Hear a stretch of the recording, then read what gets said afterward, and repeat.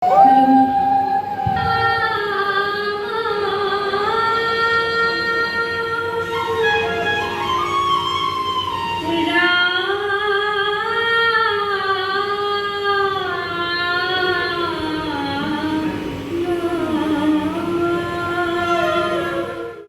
আনন্দিত যে শিৱসাগৰ সাংবাদিক সংস্থাই শ্বহীদ পিয়লি ফুকন বঁটাটো দিবলৈ মোক নিৰ্বাচিত কৰিলে। মই উপযুক্ত হয় নহয় সি ক'ব নোৱাৰোঁ, কিন্তু যি নহওক সমাজৰ কাৰণে যিখিনি কাম কৰি আহিছোঁ সেইখিনিয়ে স্বীকৃতি দি সাংবাদিক সংস্থাই মোক এই বঁটাটো দিয়াৰ কাৰণে মই আনন্দিত হৈছোঁ। আৰু পিয়লি ফুকন ভাৰতৰ ভিতৰতে প্ৰথম শ্বহীদ বুলি আমি ক'ব পাৰোঁ, যদিও পাণ্ডে চাহাবক মানুহে কৈছে, কিন্তু প্ৰথম পিয়লি ফুকনেই শ্বহীদ বুলি আমি ধৰিব পাৰোঁ। যিজন দেৱলীয়া বৰুৱা এই সকলো হয়। আৰু ভাৰতৰ ব্ৰিটিছৰ পৰা স্বাধীনতা ঘূৰাই আনিবলৈ যত্ন কৰা তেখেতকৈ প্ৰথম ব্যক্তি। আৰু ভাৰতত কৰিছে নকৰা নহয়, কিন্তু শ্বহীদ হিচাপে পিয়লি ফুকনক আমি গ্ৰহণ কৰিব পাৰোঁ।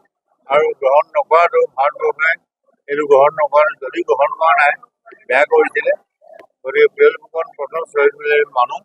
আৰু পিয়লি ফুকনৰ নামত মোক আজি বঁটাটো দিয়াৰ কাৰণে মই অতিকৈ ধন্যবাদ দিছোঁ।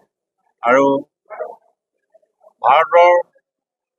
অসমৰ বুৰঞ্জীত অংশটো ভাৰতৰ বুৰঞ্জী বুলি ভাৰতৰ বুদ্ধিজীৱীসকলে বা ভাৰত চৰকাৰে আগৰ মানেই নোলোৱাটো কাৰণে ভাৰতৰ অংগ হিচাপে যিখিনি আমাৰ কাম কৰিছোঁ, আমি ভাৰতৰ কাৰণে গোটেই সামগ্ৰিকভাৱে যিটো কাম কৰিছোঁ, অসমৰ মানুহক ইমান স্বীকৃতি দিয়া নহয়।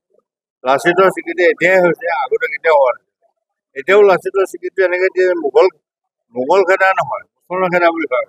কিন্তু এইটো নহয়, মোগলক খেদি অসমৰ পৰা খেদি হৈছে, ভাৰতৰ পৰা খেদি হৈছে। গতিকে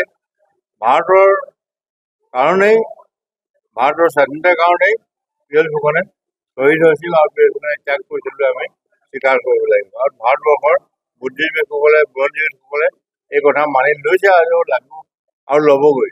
এইটোকে মই আজি মোৰ বক্তব্য প্ৰদান কৰিলোঁ। ধন্যবাদ।